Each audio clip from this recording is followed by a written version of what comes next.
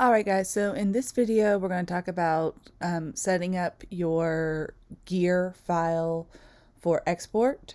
So I'm going to use the back side of the gear as my example for today, and then you can of course apply this to future information.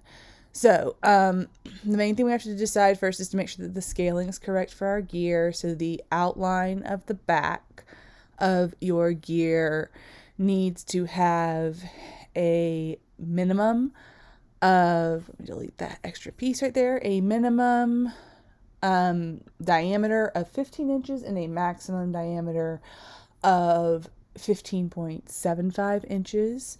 How you can tell that is by clicking on the object, going to the properties panel, and then finding the W and the H. As long as the W is 15.75 or smaller, down to 15 inches, then you are good. Also take note of that number, what exactly that number is, and write that down. You will need it for your check-in. And that is good for that. Now, if you shrunk down the whole thing, you want to make sure that the circle in the back, in the center, is 1.56. Really, it's 1.5625 inches, but after a certain amount of decimals, it doesn't really make much of a difference. So 1.5625 inches or 1.56 inches for that circle. If it is smaller than that, like you shrunk the whole thing and you don't make a new circle, then you will, it will be too small for the hole, for the roll hole. So that is important. Then the next thing I would do is I would take both of those things, and you can do it one at a time or you can do them both together. I want you to select them both. I want you to find the align box under your properties. It should be a smart action, but if you don't see it, go to window and select align, and then it'll open up the whole box. I want you to make sure that this is set in either here or in here to align to the artboard itself for this time. I want you to align it to the artboard. And I want you to align the objects to the horizontal center and the vertical center, just to make sure that it's centered in the page. So that is another step that you should do for those. Make sure that your outside diameter is the correct size. Make sure the inside diameters are the correct size. Make sure they are both centered to your artboard. Also want you to go ahead and make some information about your artboard as well. I want you to click on that edit artboard, and I want you to make sure that the width and the height are set at exactly 16 inches.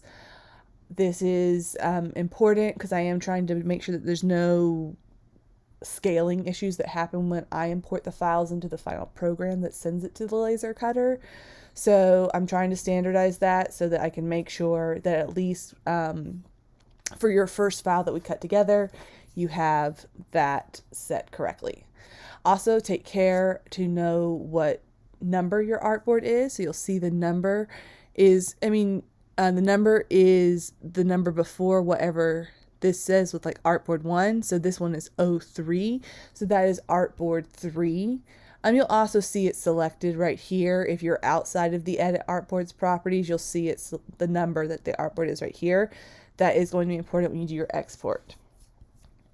So, if at this point, you have your outline of your gear for the back, you have the hole in the center of it at the correct size, you have it on an artboard the correct size, and you are ready to export this particular file. So we're going to go to File, we're going to go to Export, and we're going to choose Export As, and you're going to select, I want to export it as an SVG, and I need to use my artboards. If you do not select use artboards, it exports the whole entire workspace, and I won't be picking through all those files. You have to use the artboards. If you want to export all of them, then that's fine, but then you have to go and pick through them to find the right one. Rather, probably what you need to do is use that artboard number that was part of the properties panel and select just to export the ones that you actually want.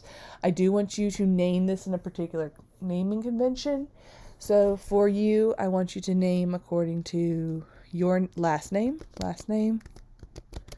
first name, and then your style, so Gothic, Baroque, whatever, and then .svg. I want you to do that, and I want you to also put the number of the artboard there as well. That's going to help you to know, what artboard is going to print, because I am going to be showing you guys how to cut these out on your own. So this is going to help you match the size of cardboard that you have to the size of artboard that you cut it from. So for these first ones, I want you to put it on its own artboard, just 16 by 16. For this first cut, you will cut one piece of cardboard out, then fit 16 by 16 inches for this first one, so that we can make sure that we all learn this together at the same time. Then we're going to hit export. After that, whatever defaults happen is fine. Hit OK. Of course, you do need to make sure that you save it to a place where you can go back and get it, because you will need to upload that to this week's check-in.